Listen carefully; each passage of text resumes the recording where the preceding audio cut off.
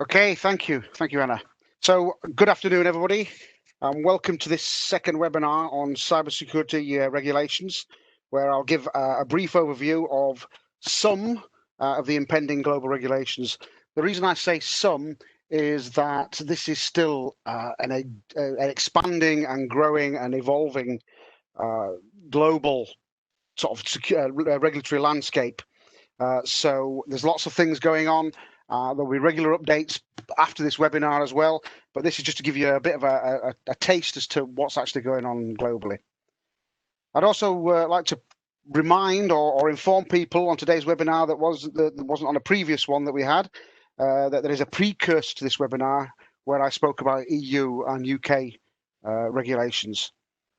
And what you'll probably see as we go through and talk about the global regulations is that there is some kind of or some level of crossover. So a little bit about me.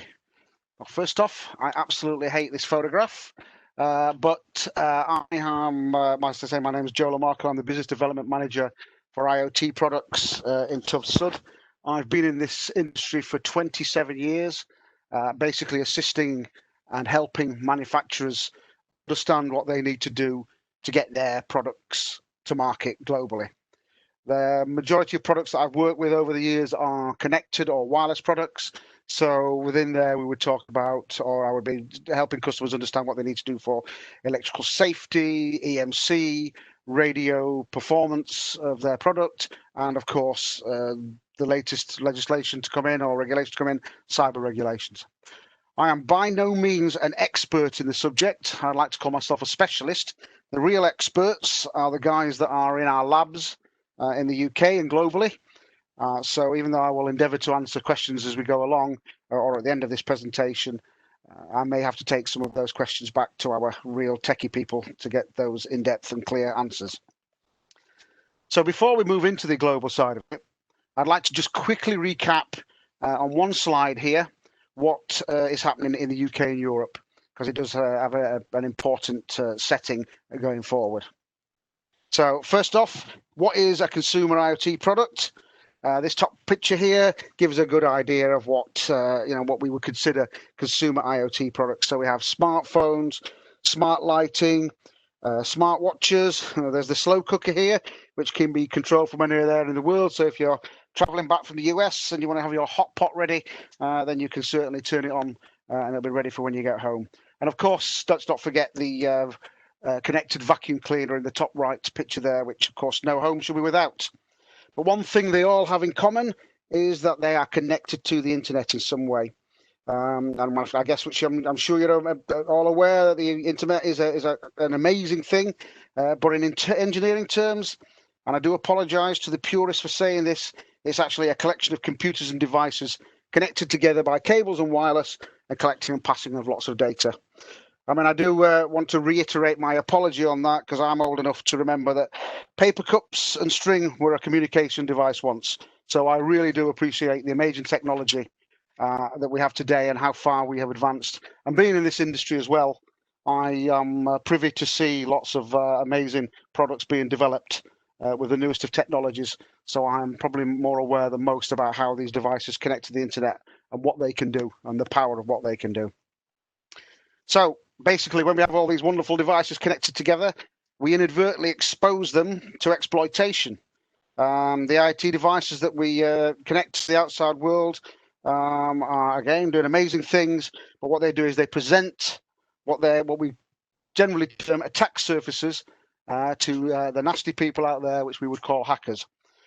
But who is the hacker? I mean, I mentioned there that they were nasty people, and some of them are, of course, but there is also lots of definitions, and there's lots of movies and TV programs which basically, display what a hacker is. But I'm going to give a quick overview here about what the hacker is on the hacker spectrum. So any hacker can probably be defined by a mix of technical skills and maliciousness. So take, for instance, in the bottom left here, we have what we would call the script kiddie. The script kiddie probably has low skill, probably just using free tools off the internet. They don't really have any serious, deliberate, malicious intent, but nevertheless, they can still cause serious damage and maybe more importantly to themselves, land themselves in serious trouble with the authorities, and the news is peppered with stories of various governments around the world trying to extradite people from other countries that have been messing about in their cyber domains. We also have the academics, who are the so-called white hackers. These are generally highly skilled personnel, but they're hacking for research purposes. They're helping us to find weaknesses, test new programs, and just basically for intellectual progress. Middle of the road, I guess, we have the hacktivists, that are hackers that are hacking for a political cause. Although it might be, quite commendable what they're fighting for, but if they're going down the hacking route, then of course they are still breaking the law, and again could help end up in a serious trouble with the relevant authorities. But I think probably the most severe hackers that we probably see are the black hat hackers that we would call. So you have the black hat hackers that might be doing this for some kind of financial gain, or the cyber terrorist who might be doing this for espionage purposes or to attack a specific government. So, I mean, there's probably lots of other definitions that we could apply in here as well, but I think that probably gives a good idea of what a hacker is, what their level of skills are, and what they're trying to do. And before we move on to the next slide, there's a timeline of a number of different security breaches that we've seen over the years. I'm not going to go into them all, but I'll just point out a couple of the highest profile ones.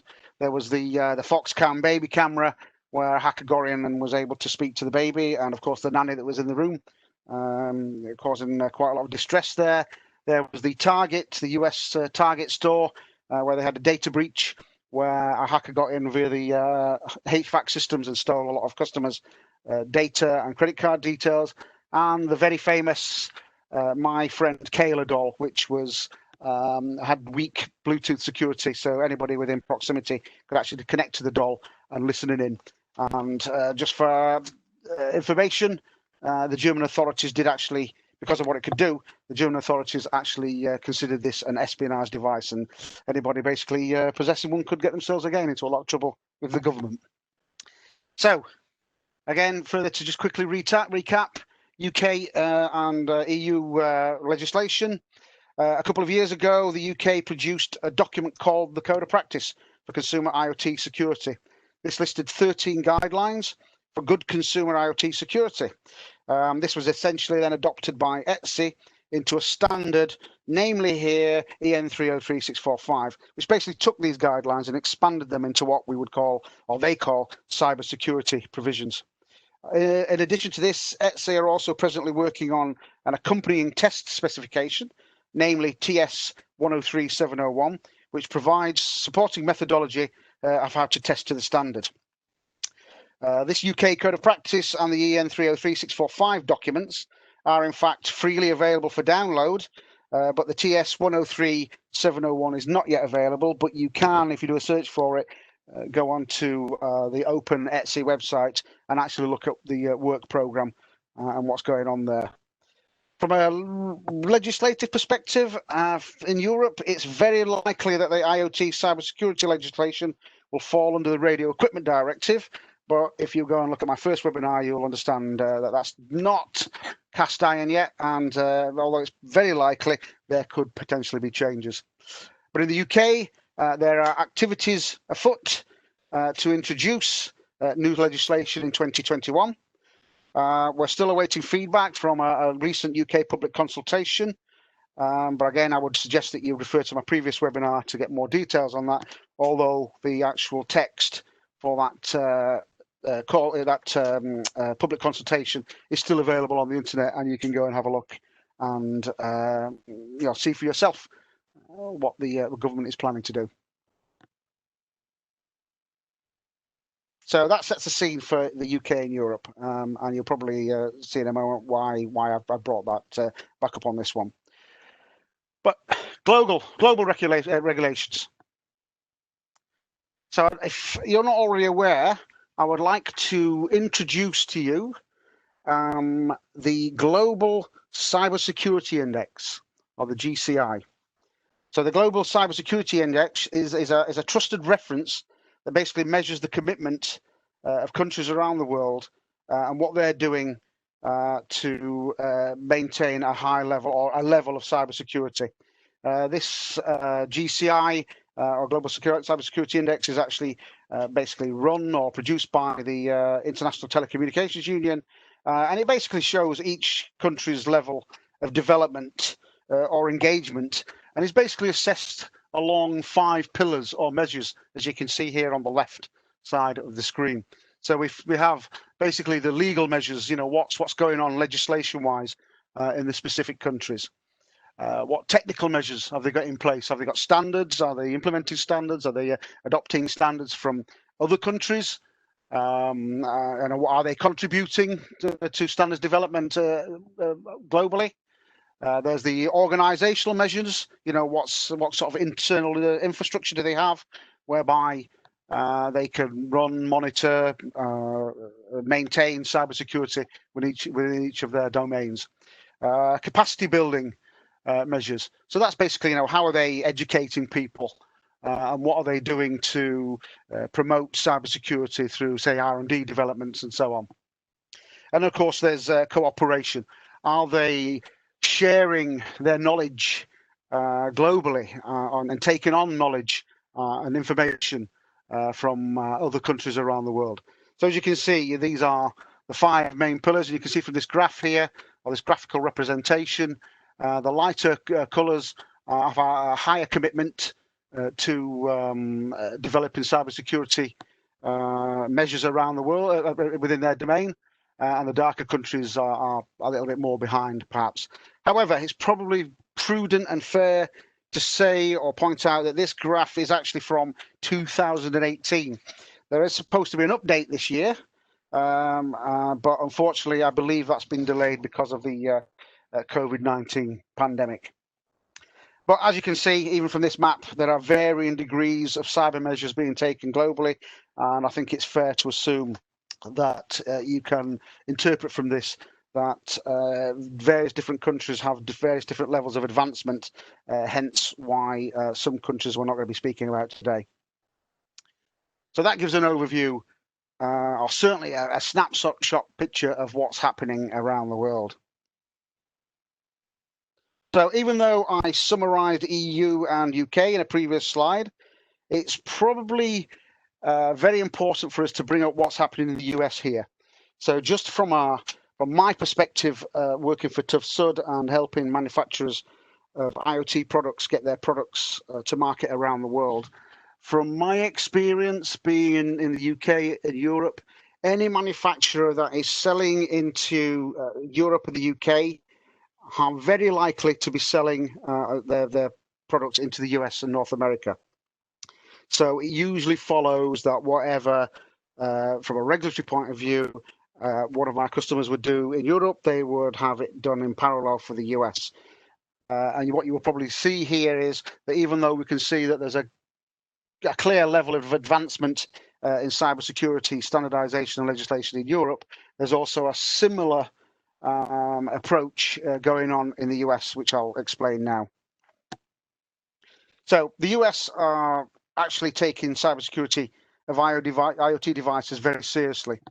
And in fact, 2 states within the US, California and Oregon, have already passed legislation as of January the 1st this year, mandating that manufacturers of IoT devices equip their products with, and I quote, reasonable security features to protect the information contained.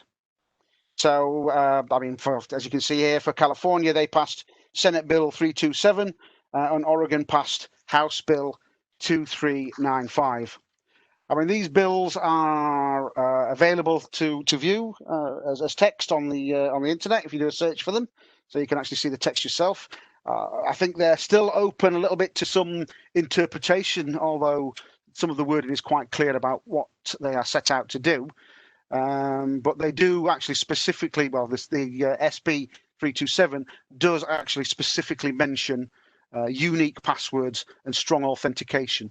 And if you look or watch my previous webinar, we do actually go over some of the 13 provisions that we see in EN 303, 645, and the 2 of the primary requirement is the strong passwords and strong authentication. So I think, you know, if you go on the internet and look for examples of breaches, you will actually see that in many cases, passwords or weak passwords are one of the main reasons that there are breaches. And I think, in fact, I think password is one of the most common passwords out there. So it's, again, it still beggars belief that that's still going on. So it's also worth noting that other states in the US are also considering introducing legislation. I'm aware of about 5. I'm not going to mention them at the moment because they're not. It's not out in the public domain. But we will have to. I guess we'll have to wait and see what really comes of that. But I presume that they will follow a similar kind of flavour as to what the California and Oregon are doing. I think it's also interesting here to point out that in the UK and Europe, the standards scope for IoT cybersecurity is really confined to that of consumer IoT devices, whereas the US legislation appears to cover all types of IoT device. So we could presume that that really includes industrial IoT devices. So if you are a industrial IoT manufacturer, it could be argued, or industrial IoT device manufacturer, you could interpret that there is no real standardization for you to apply in Europe. Yet, if you were to go to North America, then standardization or certainly legislation would still apply. So, although in the US that no specific standards appear to have been written to support this legislation, there is a document that has been produced, or a guidelines document, which basically provides recommendations. And that is this NIST IR 8259 document. So this document has been produced by the National Institute of Standards and Technology, or NIST. You may be familiar with this the terminology. Its full title is Recommendations for IoT Device Manufacturers and defines baseline security considerations. It basically recommends that manufacturers consider a number of activities pre and post market when placing a product on the market, and so of course making sure that that product is secure for the consumer or the end user. So basically what it's saying is that you understand your customers' use cases and goals for the products placed on the market, and that making sure that your customer can be supported after the market. So I guess if we were to compare that as a parallel to the UK, it's making sure that our product examples will be making sure that the product is secure before it goes on the market. And one of the provisions we see in 303645, which could be compared as a parallel here, is that making sure that your customer is supported after market, where an example would be making sure that it can have, it supports software updates, and that any vulnerabilities that are found are clearly mitigated and fixed and updated with software updates. But on a more technical note, even though this document is a requirements document rather than a technical standard, it does have some technical considerations within the document. And it's in its title, or the table that it covers, is the core device cybersecurity capability baseline for securable IoT devices. And you can see here in this little hexagon, group of hexagons, there are 6 main provisions, although if you consider what the legislation says, you could, if you wish, go over and above this. But basically, we've got device identification. Let's just go through them. So making sure that the IoT device can be uniquely identified logically and physically. The device configuration, making sure that the IoT's device software can be changed, I guess, or updated, but only by authorized entities. We have data protection. I think that probably goes without saying, making sure that the device and any data within it is protected from authorized access and modification. There's logical access to the interface, making sure that the IoT device can restrict any logical access that's unauthorized. There's also software and firmware updates, making sure that it can be updated, but again, only by authorized entities. And then there's also cybersecurity state awareness, making sure that the device can report on its own state, cybersecurity state, but again, be accessible only to authorized entities. As I say, this is a recommendations document. It's pretty comprehensive, but it probably does need some kind of interpretation and expert application. So that is where we stand with the US. So the US and the EU and UK are by no means the only countries taking cybersecurity seriously. Singapore is one such country which takes it very, very seriously. As with many countries around the world, Singapore recognised that there has been an exponential increase in the number of connected IoT devices in the world. And the Cybersecurity Agency of Singapore, or the CSA as they're called, or can be called, have recently launched a cybersecurity labelling scheme for consumer smart devices. This is aimed at, and again I quote, to raise overall cyber hygiene levels and better secure Singapore's cyberspace. So although it's likely to extend to many types of IoT devices, at a start here, it is only applying to only applying the cybersecurity labelling scheme to Wi-Fi routers and smart home hubs. These products are prioritised because of their wider usage, as well as the impact that any compromise of such a device could have on the users. So basically, it's the closest connection to the internet or the outside world. So just 2 days ago, the Infocom Media Development Authority of Singapore, the IMDA, published an enhanced security requirements document for new home routers sold in Singapore. The technical specification will come into effect in 6 months, on 30th of April 2021, and home routers previously approved by the IMDA can in fact be continued to be sold until 12th of October 2021. So as you can clearly see, they've taken a very serious approach to making sure that certain legislations and certification schemes are in place. The actual technical approach is based upon a tiered system ranging from basic baseline requirements.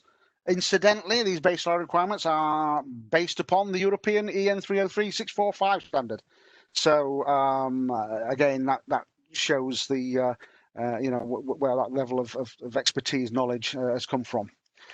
A manufacturer could potentially perform the lower tier assessments themselves, but the higher tier assessment, where you go into a bit more level of technical detail, such as software analysis or penetration testing, may need to be done by a cyber expert. Again, as I mentioned with lots of the other documents, all of the details presented here, these documents, such as the CSA documents and the cybersecurity labelling documents, can actually be found online. So just to make an interim summary here at this point, and at the time of writing, or I should say presenting, and certainly from my customer base perspectives, these are the present main geographies of interest, and because that's where the majority of our customers are placing products. I mean, I do emphasize the word present, as things can change, and as I showed you here just 2 days ago, things were changing. I want to make it clear that we haven't just because we haven't discussed a particular country does not mean that we're not taking that seriously or following what's going on there, or that those countries are not taking cybersecurity seriously, or indeed implementing measures. They may very well be doing that. It's just that we haven't had any real cause to be involved in that with our customers at this stage.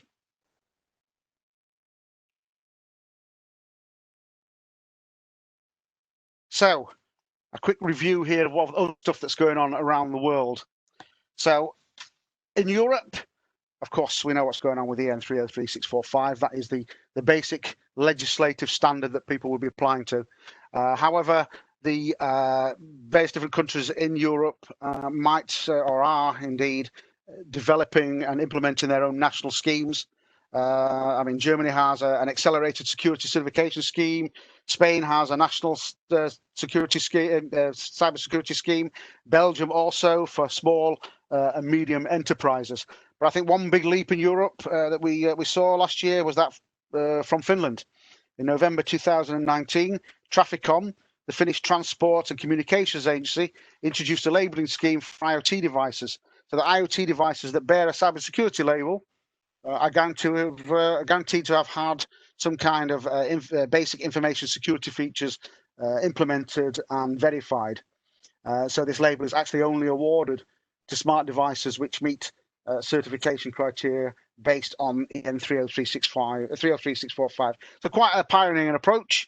There's a number of companies which I won't mention here. You can go on the internet and find them for yourself if you are so interested. But you can see they're big names that have gone along and promote this Finnish labelling scheme.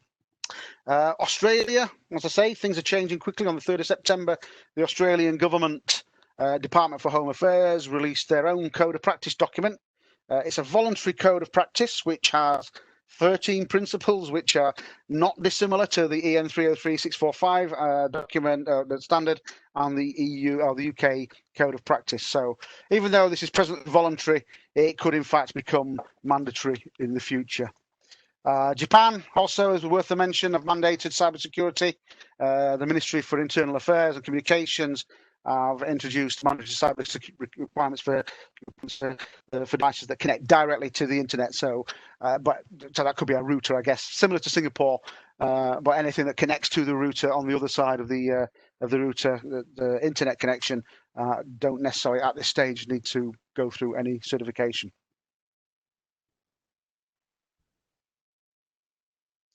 So that's a quick overview of what's happening globally. Those are the main things that's happening in the world at the moment. This, of course, as I said many times, could change. We haven't covered every country, but the question is that we will eventually cover every country. Maybe a longer webinar or a white paper or something to provide people with the information that they need to be able to conduct their business. As you can see, there's a lot of stuff going on around the world. There's a lot of voluntary things or voluntary schemes in place at the moment. And I asked the question, are they soon going to be mandatory? And that was a question that I would ask people that are watching this webinar to think about and what their thoughts.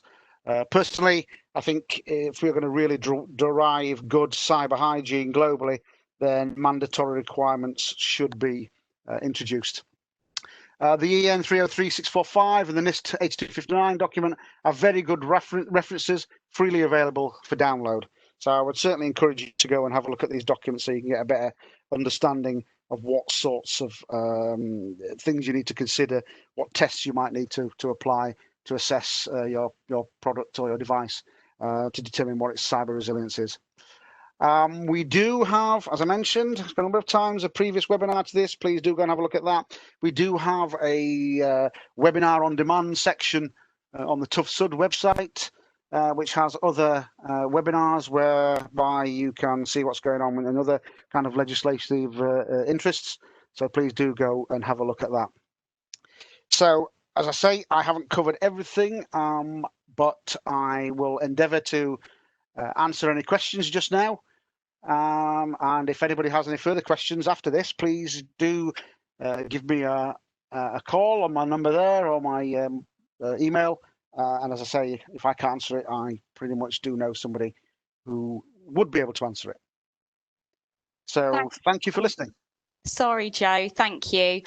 Yeah, I am conscious of time, but let's answer just one quick question, and then we can follow up with the others offline. So Yep, sure. We've got a question that's come through saying, do smart devices that connect via Bluetooth to a hub need to comply to the EU or UK cybersecurity requirements?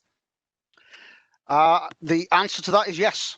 I mean, because it can. If it's going, if it's connecting to a home hub, it can be connected directly to the internet, even though it's through the router. So the answer to that is yes.